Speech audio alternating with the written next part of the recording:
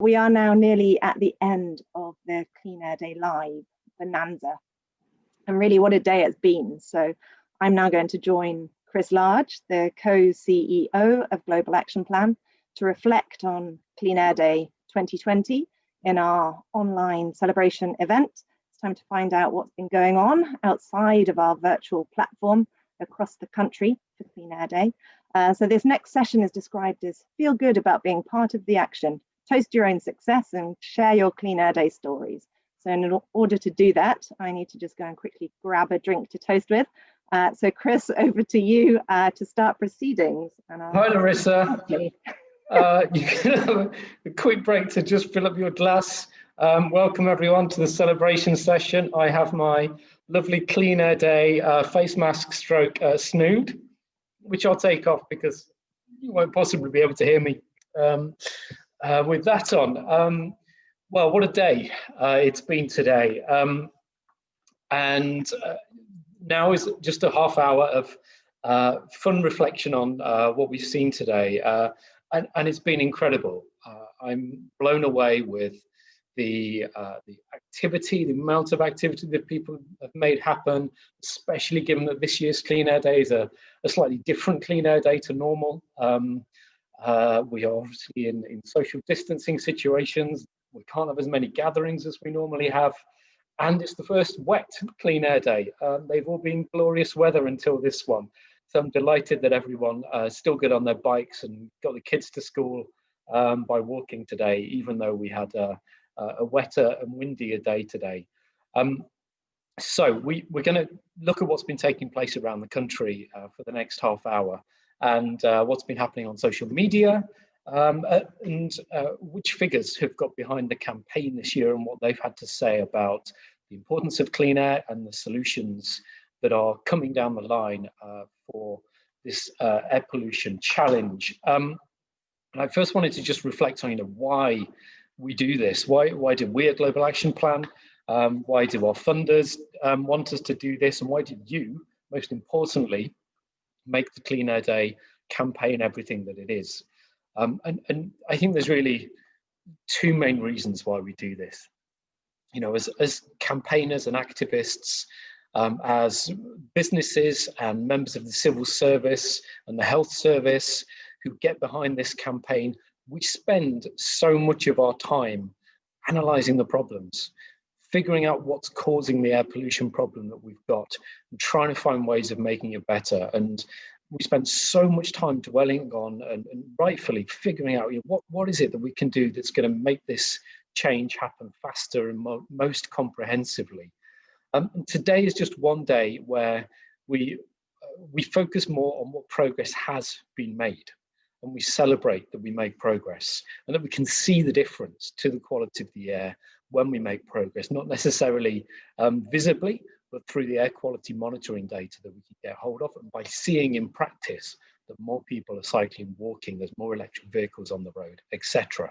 So I think it's really important for all of us who are working on the campaign, all of us in the clean air movement, that we have this day where we recognise progress is making.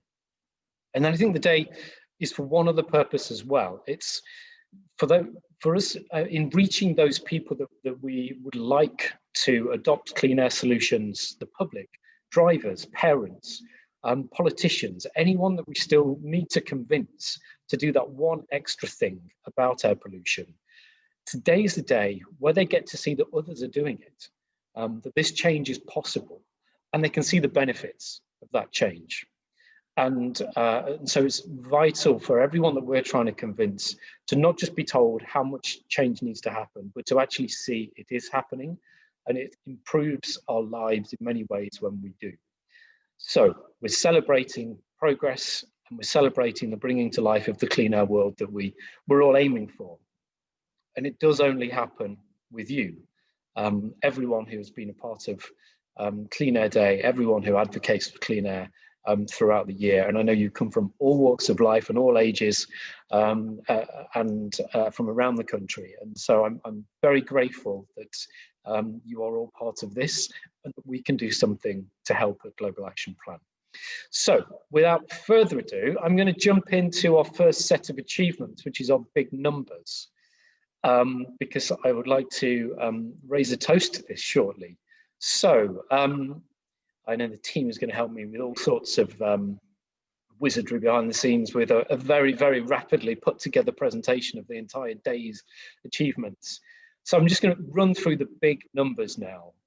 So we have, as far as we've been able to keep track of, we know at least 200 events have taken place across the country today. We've had 310 news and broadcast features and media articles. And we know that that's reached well over 300 million people. And it's our last check. And we have been trending on Twitter as well. Well done, everyone. All your tweeting, your relentless tweeting has paid off. We were trending top, certainly during part of the day. I'm absolutely sure we were top for a good few hours. We've been competing with some other major events today, including the retirement of the Boeing 747, International Lesbian Day today. There's been a whole host of campaigns also hitting Twitter, and you got us to be top for a good amount of time. But it's really important that we get air pollution top of the agenda for at least one day of the year. So it's 5 o'clock, not just 5 o'clock somewhere, it's 5 o'clock everywhere. So Larissa, I hope you have your beverage of choice to hand. I've been waiting for you to do this. I keep wanting a sip. Been holding you on. So here's a toast to everybody who's performed the wonders of communications on Clean Air Day, and congratulations. And I hope you can all raise a quick toast to the progress that we're making as a movement. Congratulations. Cheers. I've been waiting for that too. Right. So what I'm going to take us all through, and Larissa is going to reflect on, and because Larissa hasn't seen this highlights reel yet, so this is all a surprise for Larissa too. I'm going to share the highlights of the day, again aided by our tech wizards in the background. So I'm going to start with the serious stuff, and we have had a great piece in the Times Red Box today from a joint ministerial piece from Minister Shapps and Minister Sharma at DFT and BEIS, Department for Business, Energy and Industrial Strategy. And this is a fantastic celebration, exactly what we want to do with Clean Air Day, a fantastic celebration of the progress we're making.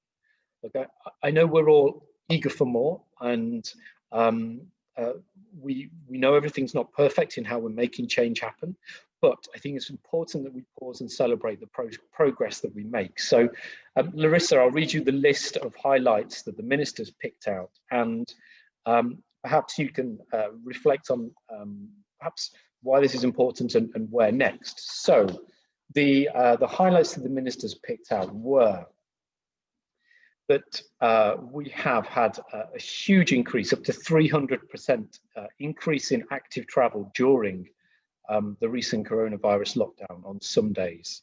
And that has led to a reduction in nitrogen dioxide levels, almost half in some roadside monitoring stations. We have got now more charging points on the roads than there are petrol stations. We have an ever-increasing sales market for electric vehicles, and EVs being a higher percentage of the vehicle sales market. We have more children getting cycling lessons. We have 2 billion invested in cycling infrastructure. Certainly, I've noticed around London, the amount of now protected space for cyclists and pedestrians is fantastic. We have the consultation underway at the moment on the phase out, bringing forward the phase out of ICE vehicles, petrol and diesel and hybrid vehicles to 2035 or earlier. 2030, please, would be our plea. We also have the first ever hydrogen powered train on the rail network, and we have the first hydrogen fueled dustbin lorries on the roads in Scotland as well. So I think a celebration of some of the technology solutions that are coming down the pipeline. Larissa, what are your reflections on hearing that list? Yeah, it resonates very well with the sort of conversations I was having with the local radio stations today, actually, because I think everybody's realised this year during lockdown that, you know, clean air doesn't have to be a fact of life, and actually people much prefer it when the air is cleaner. That's been a real theme coming through. So people do want action, and I do feel there is a greater sense of urgency at the moment to make this change, and you know, we are making progress, but there's obviously so much more that needs to be done. But at this sort of, and I know I keep saying it, but it's true, this is a real sort of moment of societal change. We can play a real part in defining what the future looks like. You know, our new normal as we come out of this sort of coronavirus crisis, as and when that is. But we can sort of define, I think, what our future looks like, and, you know, build back cleaner air. We don't have to go back to some of these filthy ways. So it's great to see that coming through as a theme and some of the action that's happening. And across the country, it's a change that people want to see happen. So that's a vital point. Really I think, Larissa, that the people do want this to happen. That's what all the polls say. They want clean air, they want lower traffic and lower congestion, and it's an important issue for them. It's not number 20 on a list of things. It's quite often in the top 5, sometimes in the top 3 issues, depending on the community and the air pollution problem it faces. So I think it's really important that we are seeing serious action on this topic, and policymakers are understanding the importance of action. As I said earlier, we're all impatient for more. We all want more investment, and we would like ever closer collaboration amongst the government departments to really have one mind and one vision of a clean air future. But it's good for one day to see everything that has happened over the last year in terms of those technology solutions coming forward. Now, we're going to move on to the media that we've seen today. The media have focused on one major story, which is research from the University of Manchester, funded by the Phillips Foundation, which is modelling that shows that the air pollution levels that we see at the moment are inhibiting the development of children's working memory, which inhibits the ability to learn. And if we could reduce air pollution levels by 20%, that improves the working memory of a child by the development of the working memory of a child by up to 3 or 4 weeks in a year. So it's absolutely vital. Another reason why we should be acting on this topic of air pollution. It's not just about children's lungs, it's also about their ability to learn. And what obviously we've been working on this research at the University of Manchester. What we've put together as a result is the Clean Air Schools framework, which is the one-stop shop where any school teacher, head teacher, governors, the local authority can answer the question, what is it we should do to protect our school? That is not always clear. And so there is now a tool available for free online, the Clean Air for Schools framework, where schools can go through and answer that question of what they can do to protect their students that makes the most difference. And I'm gonna whiz through this all really quickly because we've got so much to get through in this half hour. So I'm gonna move on to what the young people themselves have been doing. Oh, you can see all the media here. It's been covered from the Times, Telegraph, the Daily Mail. This story has really caught the imagination today. And I think it's another reason why we should be acting. The kids have been showing us today how it should all be done. Starting this morning with education, the kids have been getting themselves educated on the subject. We've had the Westbury-on-Trim Academy in Bristol, who ran the virtual assembly at the start of Clean Air Day live today, led by the irrepressible Mr. Patterson, still wearing his shorts. I can't believe in this weather, must have been warm in Bristol. And we've had activity in other schools on the education front. The Chapel Hall Primary in North Lanarkshire, making their comic strips and banners. We have Class 3M in a name that I'm going to get wrong, Ustrad Minak Primary School in Carefully. Where's Martin when you need him with the Welsh pronunciations? So the theme of education is always popular on Clean Air Day. Well done to the schools getting involved. We then also have been seeing the schools take action and trying to reduce emissions. We've had so many schools taking action on getting out of the car and getting to school on a bike or by walking. So here we have the Bannister Primary in Southampton, who had their Bling Your Bike competition. We've had pupils in Levensholme and Gloucester making their way to school through the rain today. It hasn't deterred them, and they've been getting there without the car.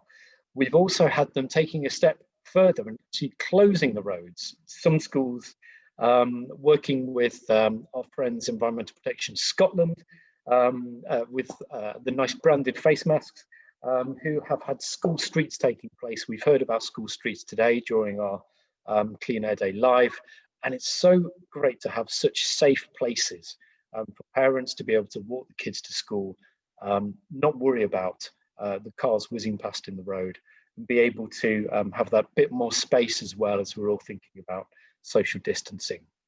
And finally, what the young people have been up to is also raising their voices and calling for adults to do more. We think this is an absolutely vital part of the equation for schools, because perhaps schools could reduce pollution by 20, 30% of the emissions that they're faced with by reducing the school run, by tackling things like the way that the boilers work in the schools.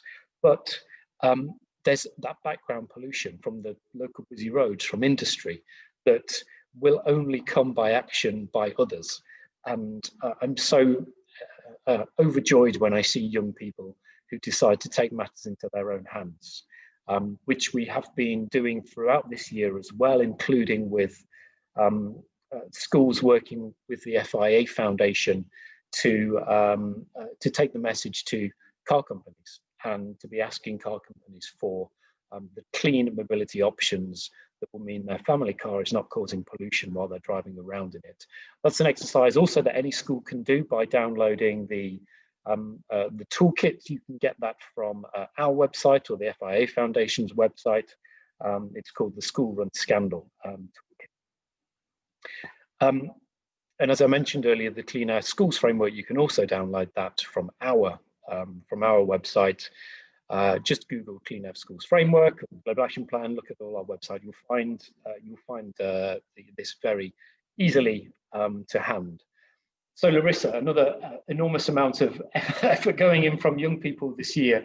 As a mum of kids in an inner city location, what do you think is most important for the school community to come together to do?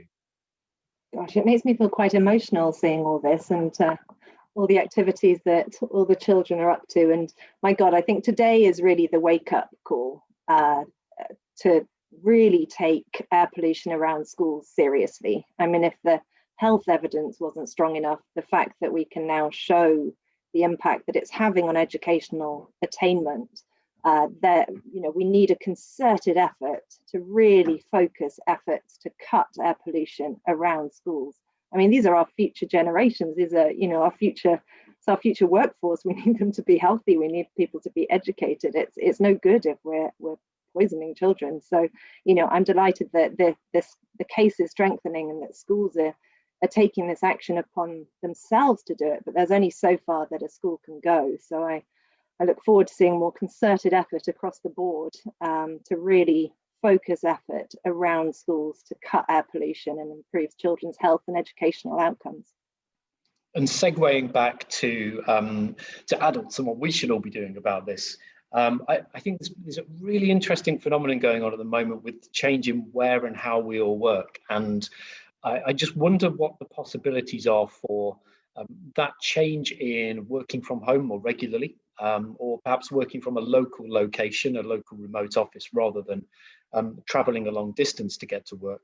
I wonder what that can do for the school run as well. I believe that the Sustrans last survey was that 30% of people who are driven to school are driven by someone who's driving to work. And so there is that connection. Perhaps if we see people more regularly working from home, they have time to do the school run without driving. If they're not then rushing off, whizzing off to get to work. And I know we've had people doing that today, making that their pledge for Clean Air Day, to continue to do that in the future, parents making that pledge. Now, we are going to move on to our UK tour to see what's been happening around the country today. And we have had activity absolutely everywhere. So again, I need to whiz through this rapidly and let everyone, oh, here is our working from home examples. Andy Watt, you were the inspiration for me thinking about that connection between working from home and being able to do the school run without the car. So the UK tour, we have had a whole host of activity taking place today. We've had in Manchester, we've had something that you can tell me if I get this wrong, anyone online who can remember their biology training better than I can. There is the story of the peppered moth, which I did learn in my biology, possibly A-levels, I think. And I think it is called a bioindicator. You can tell me if that's the wrong term, that the peppered moth was seen to become darker and lighter when the air pollution cleared up during the Industrial Revolution, and when we moved away from huge quantities of coal.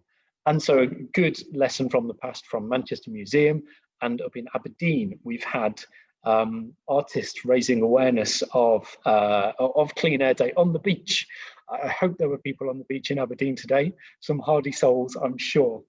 We've had York City Council with the suggesting to people they can kick the habit. I like this analogy to kicking the smoking habit, kicking the habit of leaving that car idling or using that car at all. We over to Wales, we have had Leslie Griffiths, the Minister of the Welsh Government for Environment, Energy and Rural Affairs, raising awareness about what can be done in Wales to reduce that pollution and increase those cycling rates.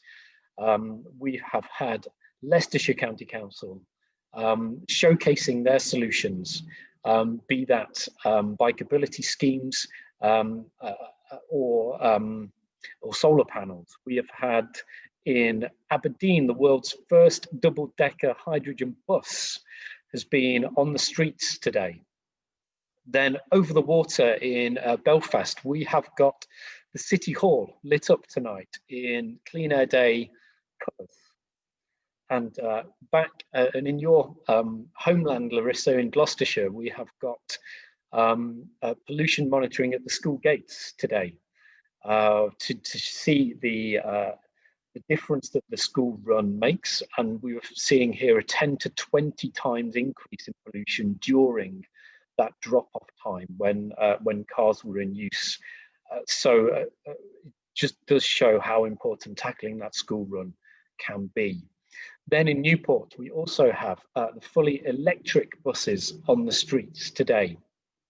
And I should also give a shout out to everybody who's been running webinars across the country. I know there've been lots going on that I couldn't take part in or even view, that we would love to see as we can relax over the coming days. So do everyone else who's been running webinars, please send us the links to any recordings you have of those. We would love to promote those as well for everyone's viewing after this. So Larissa, I'm going to ask you later on for your highlight of that highlights reel. But before I do, I've just got a couple of other things to rattle through, and then we will close up. So one other thing that I think is vital for all of us as advocates to do, and it's vital for us all to encourage the members of the public that we work with, our community members to do, is to give our views when they are asked for. And we have a number of a number of schemes that have been asking us for our opinions today. So in Greater Manchester, we've had the launch of the consultation on the Clean Air Zone plans. In Southampton, we have Councillor Steve Leggett, who's been asking for ideas from residents as to how to reduce emissions in Southampton. West of Scotland Housing Association has asked for tenants' views on their first green strategy.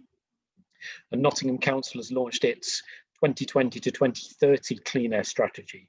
And it is so important that when we are asked that we do give our views on these matters, because if we don't, we maybe won't be asked in the future. And also, how can we say we wanted something different if we never asked for it when we were given the chance? So I think it's so important that we put forward our views. And you can also bet your bottom dollar that anybody who wants to see the proliferation of fossil fuel use and the continuation of diesel vehicles, there's a very active lobby group. They will certainly be writing in their views. So I wholeheartedly endorse us all mobilizing as many people as possible to get our views out there to all of these consultations. Okay, final couple of things. I'm trying to start a new trend of Nordic cycling. I don't know if it's a term yet. I'm trying to get it off the ground. I think this is such an important topic as we look to get into winter time. And in Copenhagen, there are swarms of people cycling in all weathers through the snow and the rain and the wind all winter long. We've been doing it today. I've seen so many tweets of people who have been cycling and walking today in the rain. And I think it's so vital that this happens. The power of one person or a couple of people getting on the road in your bike when it's raining. And other people see that, drivers see it, pedestrians see it, and it just becomes a bit more real and possible for people. So I am eternally thankful for everybody who decided to go out and get wet this morning in the rain. And if you want to call it Nordic cycling, please feel free. We'll see if we can get that trending next year. And then we also have a few freebies. There are still some hours that you can grab hold of these freebies if you're in the right place in the country. We have some free electric vehicle charging sessions that I know are certainly taking place at least in Lambeth and Waltham Forest and Hounslow and Doncaster. So if you need your EV charging, you can get it done for free in the rest of Clean Air Day. I know there's also been some offers to have free cycling with Next Bike Hire and in Malden with e-bike trials. So great ways there you can trial new ways of getting around at a lower level of pollution. And finally, what we have to have every Clean Air Day is animals getting in on the action. And this is my favourite use of a Clean Air Day snood, and also some porcine activity for the first time, I think, on Clean Air Day, with pigs getting in on the act, helping with biodiversity as well as clean air in the forest. Now, Larissa, before I wrap up, what is your highlight from everything that you've seen today? Yes, that's such an unfair question, and I really actually can't pick one, but my highlight of the whole campaign, I mean, we at HQ do our best to provide useful resources, provide that stimulus and hook for a national campaign, but we never really know what's going to happen. And just my favourite bit of Clean Air Day is just that when that stream of images from across the country, when we start seeing what all the supporter organisations or the participants are doing, just what everybody is up to, I just find that so so exciting. So really, that for me, that's the highlight. It's just all those, knowing that so much activity is going on around the country and that so many people want this change. So I find that really exciting, and I think that just adds to you know, the urgency and my impatience for making this change happen faster. Thank you, Larissa. I totally agree. And I've two notices before we before I do a quick wrap up at the end. And the first notice is, of course, an enormous thank you to all of the partners and sponsors that enable Clean Air Day to happen. It's a growing number of organisations who are behind this and enable Gap and the team to do all the hard work and help things like the University of Manchester research to happen. So thank you to the Environment Agency, to the Scottish Government, to the Welsh Government, to Environmental Protection Scotland, who are our Scottish partners in running a Clean Air Day entirely in Scotland. Thank you to the FIA Foundation and the Clean Breathing Institute, and to Opinion, who help us with a lot of pro bono opinion polling. Thank you to the Philips Foundation and Zenda. Thank you NG and Zipcar and Mitsubishi Electric. Thank you, of course, to DEFRA and also to Air Quality News, who've been a great media partner joining us this year. I really mean it. I'm so grateful that you enable us to run this today and to enable the amplification of everything that goes on across the country. And it is only one day where we can get air pollution trending, because all of this comes out on one day, all of this takes place on one day, and then we get top on Twitter. So that's how it works. So thank you everyone for supporting us to do it, to do this campaign. We then would also like to share one final event which is coming this evening, and I can guarantee you it is much better than logging on to Netflix. Tonight you will have a much more educational, informative experience if you can log on to our final evening session, which has been curated by the team at the University of Birmingham. And if we had all been able to meet up, this would have been our Midlands celebration event taking place tonight. But we've gone virtual as the time as befits the times. There's an absolutely stellar lineup tonight. We have Professor William Bloss, Councillor Wasim Zafar. We have Claire Maltby, the England Director for Sustrans. We have Ali Bell of National Express, Shivaji Shiva, who is a partner at the law firm VWV and also co-founder of Cycling Works for Birmingham. And Professor Hisham Mehenna is introducing the session, which will be chaired by Professor Rob McKenzie. An absolutely stellar lineup, and I do hope as many of you sign in as possible for that this evening. It's a slightly different channel, so if you go to Clean Air Day Live, you will find the link to it, and the link is on your screen right now as well. And I'll be tuning in when I get home back from Global Action Plan HQ. Now, there is a lot we can do year round, and I do just want to do one plug for continued engagement with Global Action Plan. We are so concentrated on solving this air pollution problem. There is an enormous amount of work that my team do throughout the entire year, and you can find a huge amount of resources to help you, whether you're a council, a business, whether you're a school, a campaigner or an advocate, whether you're a local NHS trust. There are a whole heap of resources. The best place to find everything is either at the Clean Air Day website, which is cleanairday.org.uk, the Clean Air Hub, which is a one-stop shop for everything the public needs to understand about air pollution, and that's at cleanairhub.org. And also, if you just go to Global Action Plan website, you will find great links, globalactionplan.org.uk. So I just wanted to give you my final thoughts as we close. And I think today has made me feel really hopeful, possibly more hopeful than I've been for a while. Really hopeful that we can overcome this problem.